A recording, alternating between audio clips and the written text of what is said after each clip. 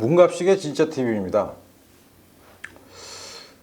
노무현 전 대통령이 자신의 친구인, 뭐 친구라지만 사실 나이는 몇 살 어린 문재인 대통령에 대해서 이런 말을 했다고 하죠. 당신은 정치를 하지 않는 게 좋겠어. 뭐 이건 제가 지어낸 말이 아니라 공공연히 다 알려진 사실입니다. 근데 문재인 대통령이 이제 집권 2년을 넘었죠. 지난 5월이 집권한 지 2년인데 문재인 대통령의 그 정치 패턴을 보면 2년이 지나니까 비슷한 일들이 반복되고 있어요. 첫 번째가 자기 가족에 대해서 언급하면 참지를 못한다. 이거는 제가 볼 때는 문재인 대통령보다는 김정숙 여사의 영향이 더 크지 않을까라는, 그건 제 개인적인 추측입니다. 두 번째가 어설픈 역사 지식으로 대한민국의 역사를 바꾸려다 계속해서 이렇게 저항이나 반발에 부닥쳐서 실패하는 경우가 많죠. 최근에 김원봉이라든가 손혜원 의원 부친의 독립유공자 선정이라든가 건국 100주년 기원이 어디냐를 두고 따진 문제, 또 가야사에 대한 언급, 이런 문제들을 보면은 그걸 알 수 있습니다. 세 번째가 나는 옳고 너희들은 그르다 라는 이분법적 시각. 이것은 어디서 바탕이 됐냐 하면 스스로가 촛불 정부임을 자임하기 때문이죠. 촛불은 정당하고 촛불에 참여하지 않았거나 반대한 세력들은 전부 같은 편이 아니다. 우리와 같이 갈 수 없다. 사실 대통령이란 자리는 한문이 표시하든지 큰 대자죠. 통합할 통자에 우두머리 영자잖아요. 크게 통합해서 이끌어가야 될 우두머리여야 되는데 지금 문 대통령이 하시는 모습은 그런 거하고는 약간 거리가 있죠. 근데 이제 최근에 일어난 그 가족사와 관련된 문 대통령의 비분 관계를 한번 보실까요? 동남아로 그 문 대통령의 딸인 문다혜 씨와 남편, 아이가 동남아를 갔죠. 태국이라고 알려져 있는데 거기에 대해서 정부는 확인을 불허하고 있습니다. 그런데 가기 전에 그 아들이 재학했던 초등학교의 관련 정보가 야당 의원, 즉 곽상도 의원에게 넘어간 것을 때문에 그 학교가 이제 교육청에 감사를 받았대요.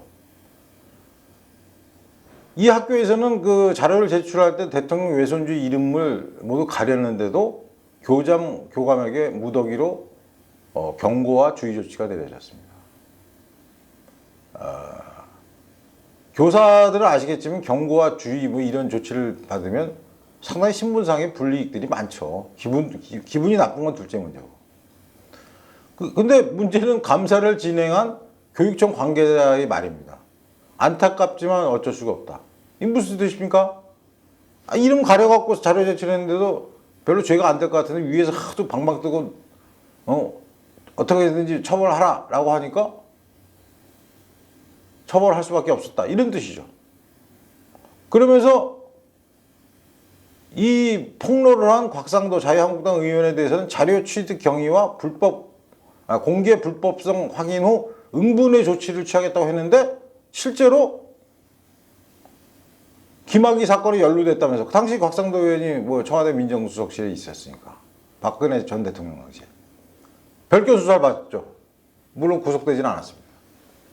그러니까 대통령의 가족만 건드린 사람은 하나같이 없는 죄도 일부러 만들어갖고 이런 식으로 망신 주고 괴롭히죠. 또 하나가요.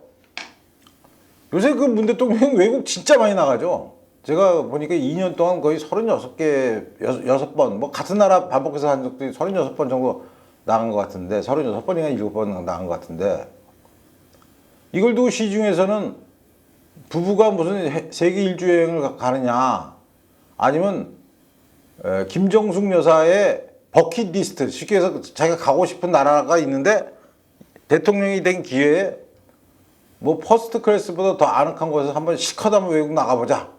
이건 시중에 국민들이 다 퍼져 있는 얘기예요.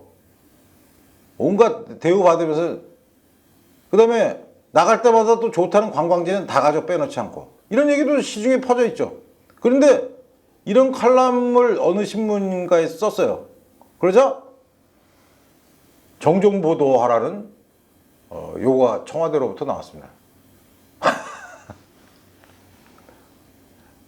그런 말도 못합니까?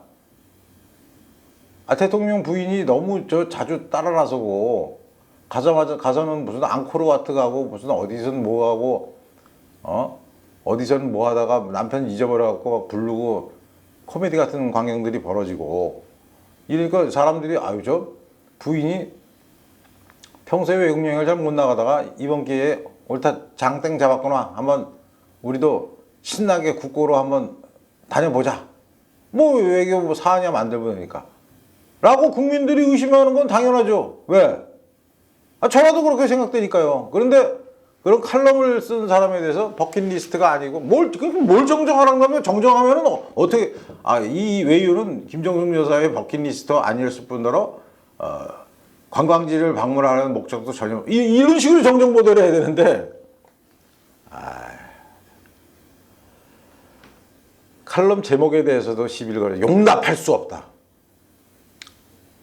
1980년대식이죠. 예전에 그 전두환 전 대통령의 이순자 여사에 대해서 뭐 무슨 말들이 많았죠. 무슨 뭐 강남 복부인 같다 어쩌다 그 옛날에 말들이 많은데 그때도 서슬이 퍼져갖고 이순자 여사 이자도 못 나겠었는데 지금 완전히 촛불 정부고 민주를 자임하는 대통령이 그 부인의 행태 너무 자주 따라 나서고 안 가도 될 일에 혼자 가는 적도 있고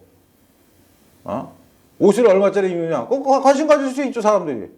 근데 그거에 대해서 괘씸하다. 그러면 그거 곤란한 거죠. 그렇게까지 되면 그 무슨 민주정부예요 그게? 미국에서는 얼마나 더 합니까? 영국에서도 얼마나 더 하고 난리도 아닌데. 그런 가운데 청와대에서는 요새 야당 공격에 아주 그냥 신이 났어요.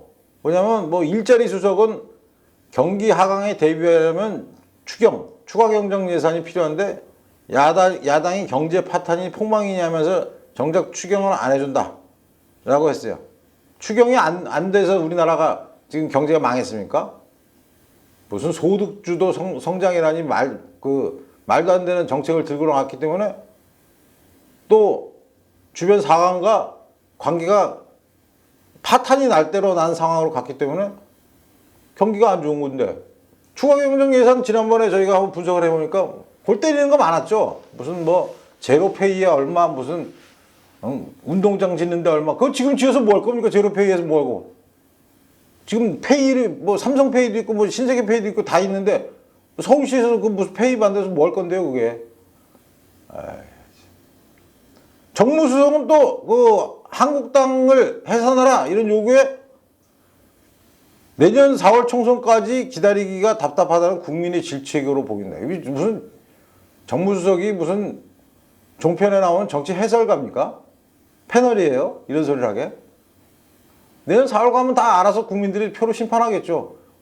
근데 정무수석이라는 사람이 정작 이것은 뭐 현행법상 저희가 청와대가 어떻게 할 수가 없는 상황입니다 라고만 답했으면 되지 내년 4월 총선까지 기다리기 답답하다는 국민의 질책으로 보인다. 정치 개입이죠. 이거 선거 개입이에요. 그 다음에 이 정무비서관은 또 이런 소리도 했어요. 국회의원들에 대한 국민 소환 청구에 대해 국회가 일하지 않아도 어떤 중대한 상황이 벌어져도 국민은 국회의원을 견제할 방법이 없다. 이 소리 뭡니까? 야당 의원들을 겨냥해서 저 새끼들 꼴도 보기 싫으니까 제발 내년 4월 총선 때 심판해 주세요. 다 떨어뜨려 주시고 우리 민주당만 다 붙여주세요. 이런 뜻이잖아요. 대통령부터가 자기 가족 문제만 나오면 발끈하고 성질내고 자기 부인에 대한 문제만 나오면 막 펄펄 뛰고 언론에다가 정정보도나 요청하고 하니까 그것을 바라보는 청와대 비서관들도 이제는 막 나가도 됐구나. 하면서 이렇게 나온 거죠. 이게 바로 촛불혁명을 자처하는 정부에서 벌어지는 코미디 같은 상황입니다. 이런 정부에 대해서는 저희가 지적할 것은 반드시 지적하고 심판할 것은 반드시 심판을 해야 되겠습니다. 다만 지금 야당에서 벌어지고 있는 무슨 친박 신당 작업이라든가 이렇게 뭉쳐도 힘이 모자라는 판에 오히려 자꾸 흩어지려고 하는 모습들을 보면 과연 이 야당이 투쟁의 의지가 있는 당이고 자신들을 바라보는 국민을 의식하는 당인가 하는 안타까움을 금할 길이 없습니다. 예, 문갑식의 진짜 TV는 기존의 신문이나 방송에서 보지 못했던 새로운 특종이나 시각 그리고 뉴스의 뒤에 감춰져 있는 진짜 뉴스 그리고 스토리를 발굴해서 여러분께 전달해 드리는 코너입니다. 참으로 어려운 시대입니다. 견뎌내기가 힘든 시대인데 그럴 때일수록 한 가지 한 가지 차분하게 짚어 넘어가면서 우리가 새로운 미래를 준비해야 되겠습니다. 예, 좋아요와 구독 좀 많이 눌러주시고 퍼날르기 좀 많이 해주시고요. 월간조선 구독이나 유무형의 후원도 기대하겠습니다. 더 좋은 뉴스로 다음에 또 찾아뵙겠습니다. 감사합니다.